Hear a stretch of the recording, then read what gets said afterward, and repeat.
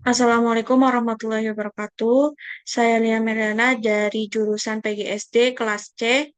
Saya akan menjelaskan mengenai refleksi hasil rancangan kegiatan pembelajaran untuk tugas UTS semester 1 mata kuliah pemahaman tentang peserta didik dan pembelajarannya. Di sini saya akan merefleksikan komponen RPP, keperpihakan kepada peserta didik, kekuatan dan kelemahan RPP yang sudah disusun. Yang pertama, saya akan menjelaskan kekuatan RPP yang disusun.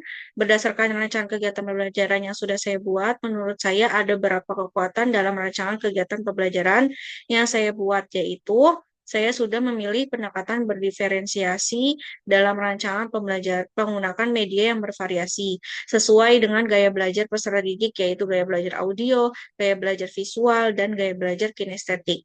Pengelompokan peserta didik juga sudah berdasarkan asesmen diagnostik non-kognitif, sudah ada dalam rancangan kegiatan pembelajaran.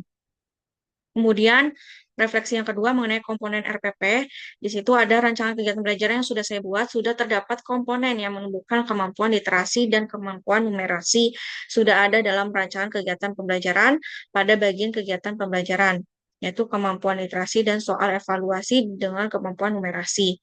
Kemudian komponen inti dalam rancangan kegiatan pembelajaran sudah sesuai, misalnya tujuan pembelajaran sudah sesuai dengan kegiatan pembelajaran yang dilakukan.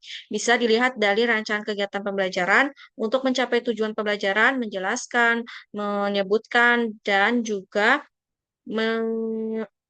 menyebutkan, menjelaskan, dan juga membedakan hak dan kewajiban anak baik di rumah maupun di sekolah itu sudah ada pada kegiatan pembelajaran, yaitu melalui diskusi kelompok dengan mengisi LKPD dan juga pemaparan video pembelajaran dan slide PowerPoint. Kemudian asesmen formatif pada asesmen sikap atau afektif yang dibuat sudah sesuai dengan profil pelajar Pancasila yang dituliskan.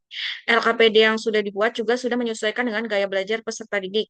Saya membuat LKPD itu dalam setiap kelompok itu berbeda. Kemudian komponen asesmen sudah terdapat asesmen diagnostik, yaitu diagnostik non-kognitif untuk menentukan kelompok berdasarkan gaya belajar. Ada juga asesmen formatif, baik penilaian afektif atau sikap juga sudah ada, dan sudah menyesuaikan dengan profil pelajar Pancasila, serta juga terdapat penilaian psikomotorik. Kemudian asesmen sumatif juga sudah ada dalam rancangan pembelajaran yang sudah saya buat, dan juga semuanya sudah ada rubrik penilaiannya. Kemudian pada kegiatan belajar sudah sesuai dengan sintak model pembelajaran PBL. Kemudian pada kegiatan pembelajaran sudah sesuai dengan pendekatan berdiferensiasi, yaitu diferensiasi proses, diferensiasi konten, dan diferensiasi produk. Kemudian kegiatan pembelajaran sudah lengkap, baik kegiatan awal, kegiatan inti, sampai kegiatan penutup dalam setiap kegiatan sudah sesuai. Kemudian refleksi juga sudah terdapat pada rancangan yang sudah saya buat, tiap komponen yang terdapat dalam rancangan kegiatan pembelajaran yang sudah saya buat sudah ada dan sudah lengkap. Kemudian refleksi yang selanjutnya adalah keperpihakan kepada peserta didik. Rancangan kegiatan pembelajaran itu yang saya sudah buat itu berpihak pada peserta didik karena apa? Karena dalam kegiatan pembelajaran peserta didik itu diberikan kesempatan untuk aktif, kemudian diberi kesempatan untuk memahami materi secara mandiri dengan mengeksplorasi materi berdasarkan media yang diberikan, baik video dan slide PowerPoint. Sehingga guru itu bukan satu-satunya sumber belajar peserta didik. Kemudian guru menjadi fasilitator juga pembimbing, misalnya pada kegiatan pembelajaran peserta didik itu diberi arahan untuk mengerjakan LKPD dan langkah-langkah kegiatan pembelajaran. Peserta didik itu jadi diberikan kesempatan untuk saling bekerja sama, berkolaborasi bersama teman kelompok untuk menyelesaikan masalah bersama-sama yang terdapat dalam LKPD yang sudah saya buat. Kemudian juga berpikir kritis, diberikan kesempatan kepada peserta didik untuk berpikir kritis mengenai suatu masalah dengan memecahkan masalah bersama-sama dengan teman. Kemudian pembelajaran yang saya rancang juga sudah berpihak pada peserta didik dengan memberikan pembelajaran sesuai dengan kebutuhan peserta didik, yaitu pembelajaran dengan menyesuaikan dengan gaya belajar yang sesuai dengan peserta didik atau kesukaan atau hal yang membuat peserta didik lebih antusias dengan pembelajaran yang dilaksanakan nantinya, sehingga pembelajaran yang dilakukan akan lebih bermakna dan lebih memberikan kesan menyenangkan dan sesuai dengan apa yang peserta didik inginkan.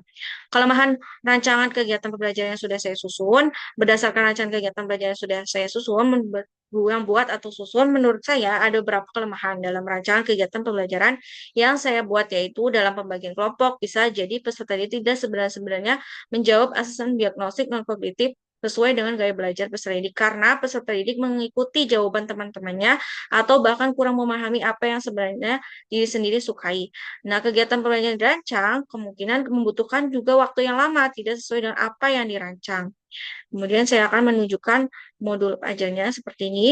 Jadi refleksi tadi sudah sesuai. Ini ada kegiatan belajar pemantik, kemudian tujuan pelajaran tadi sudah ada, kemudian sintaknya, kegiatan intinya, ada juga diferensiasi produk, konten dan prosesnya, ada video, PowerPoint, ada kegiatan penutupnya, asesmennya, kemudian pengayaan media, refleksinya juga, kemudian ada lampiran-lampiran, lampiran-lampiran ini berupa apa saja videonya, medianya, kemudian LKPD-nya yang berbeda, baik LKPD visual, yang sudah ada, kemudian ada diagnostik kognitifnya, non-kognitifnya, kemudian ada format penilaiannya, ini ada rubrik sikap atau aspek formatif dari penilaian sikap, penilaian psikomotorik, kemudian evaluasinya juga ada. Ini ada tentang ini ya.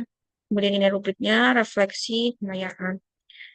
Sekian dari presentasi mengenai refleksi refleksi rencana kegiatan pembelajaran yang sudah saya susun dan saya buat.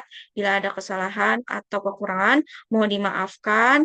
Wassalamualaikum warahmatullahi wabarakatuh.